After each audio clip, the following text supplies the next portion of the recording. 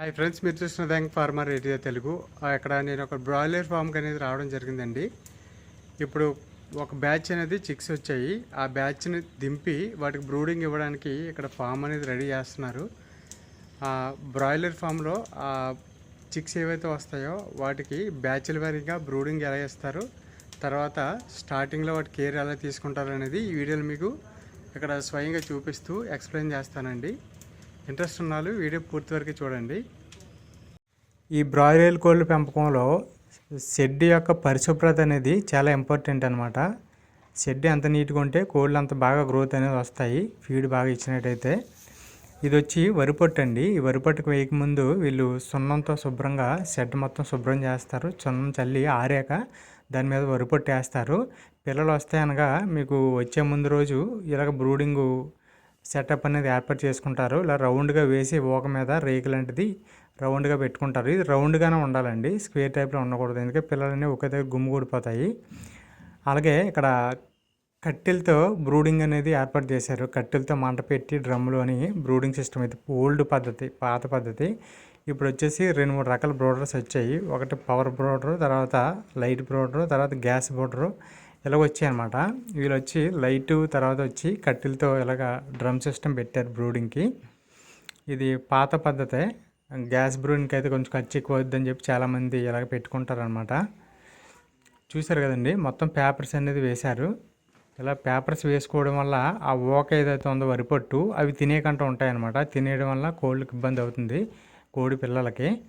ఈ డ్రమ్ములో కట్టెలు అనేది వేసుకొని అది మంట పెట్టి ఆ బొగ్గుల్లో చేసుకొని హీట్ ఎక్కిస్తారన్నమాట. పిల్లలు ఒక 1 అవర్ 2 అవర్స్ వస్తాయి అనగా రెడీగా మంట పెట్టి ఉంచుకుంటే అంతలోకి అవి హీట్ ఎక్కుతుంది అనమాట.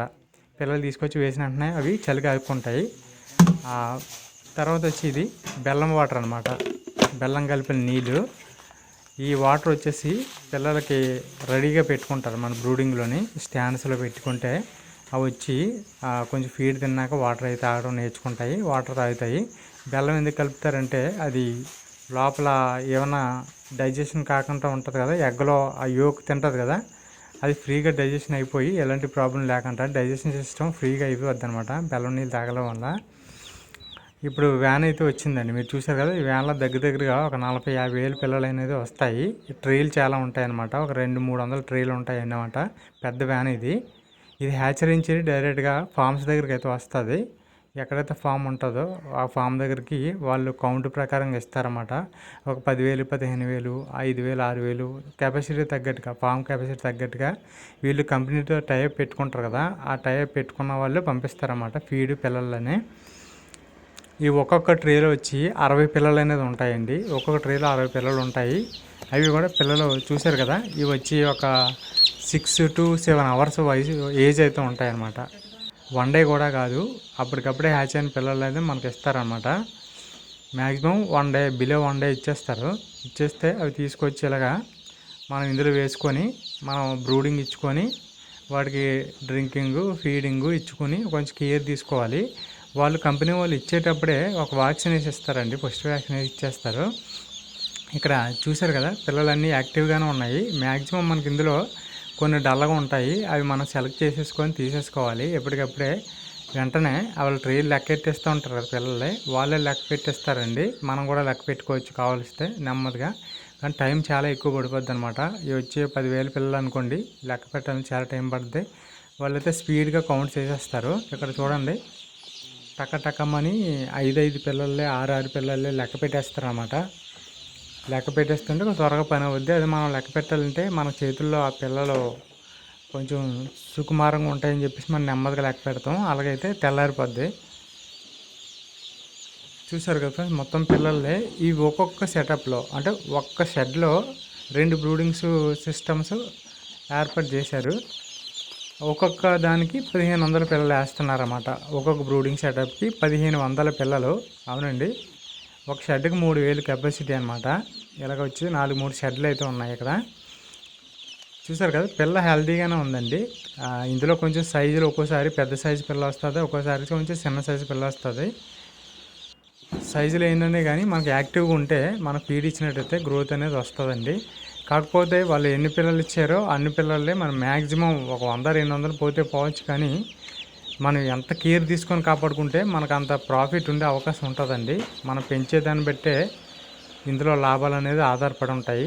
వెయిట్ని బట్టి మనం కరెక్ట్గా వాళ్ళు ఇచ్చిన ఫీడ్కి తగ్గట్టుగా, కంపెనీ వాళ్ళు ఇచ్చిన ఫీడ్కి తగ్గట్టుగా మనం కరెక్ట్గా మేనేజ్ చేసుకొని ఫీడ్ టైం టు టైం వాటి క్లీనింగ్ సెక్షన్ ఏది జాగ్రత్తగా చూసుకుంటే, అంటే డ్రింకర్స్ కానీ ఫీడర్స్ కానీ క్లీన్ చేసుకోవడం, టైం టు టైం వాటికి ఫీడ్ కరెక్ట్గా ఇవ్వడం ఇవన్నీ చూసుకోవాలి.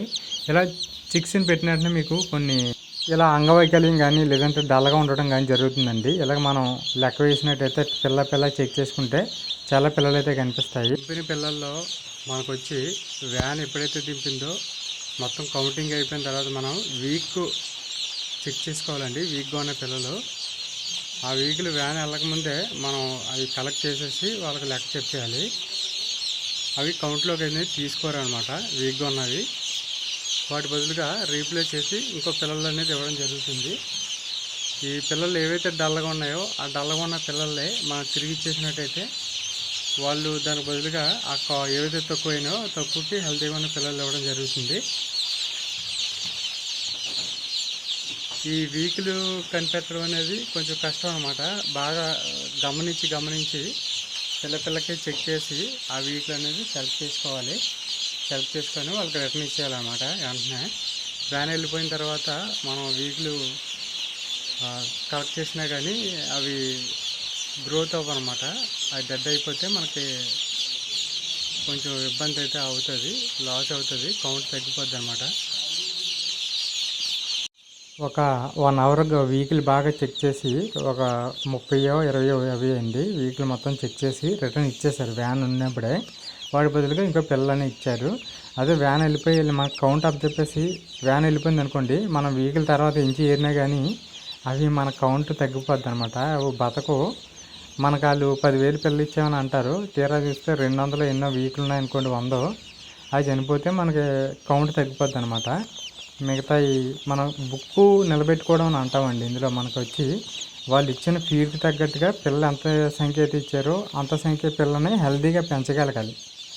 98% పిల్లని మనం జాగ్రత్తగా పెంచినట్టయితే ఒక 2% పిల్ల పోయినా కానీ గ్యారెంటీగా మనకు లాభాలు అనేది వచ్చే అవకాశం అయితే ఉంటుందండి. వస్తాయి కన్ఫామ్గా. మనకి ఇలాంటి ఫార్మ్స్ వచ్చి మన కూలీలు పెట్టి చేసుకునే కన్నా మన ఫ్యామిలీ ఓన్గా ఉండి మన కుటుంబ సభ్యుల్లో 2-3 ఉండి జాగ్రత్తగా చేసుకుంటే ప్రాఫిట్ అనేది ఉంటుందండి కంపల్సరీగా.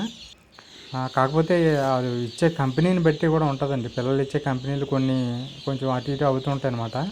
టైంకి పిల్లలు లోడింగ్ చేసుకోరాలు, పిల్లలు తీసుకెళ్ళరు. అలాంటప్పుడు చిన్న డిసీజెస్ ఇలాంటివి వచ్చి కొంచెం అదే మేనేజింగ్ మిస్టేక్ వల్ల కూడా కొన్ని లాస్ అయిపోతారనమాట. జాగ్రత్తగా ఎవరైనా బ్రాయిలర్ ఫామ్ పెట్టదలుచుకుంటే జాగ్రత్తగా మీరు 2-3 ఫామ్స్ తిరిగి అంతా ఎంక్వైరీ చేసుకొని నీట్గా ఒక బుక్ రెడీ చేసుకొని దాని ప్రకారంగా మీకున్న సోర్సెస్ ఇవన్నీ లెక్కేసుకొని అప్పుడు మాత్రమే ఫామ్ పెట్టుకుంటే మీకు కొంచెం బాగుంటుంది అనమాట.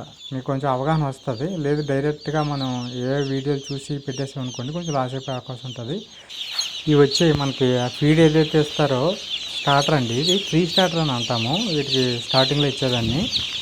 ఈ 3 స్టార్టర్ ఫీడు ఇవి డైరెక్ట్గా మీకు ఫీడ్ బౌల్స్ వేస్తే తినవు కాబట్టి ఫ్రైడర్స్లోని అలవాటు లేదు కాబట్టి ఇప్పుడే పుట్టాయి కాబట్టి వీటికి ఇలాగా నేల మీద వేయాలంటే పేపర్స్ మీద వేయాలి. ప్లెయిన్గానే వేసినట్టయితే తినడం నేర్చుకుంటాయి అనమాట.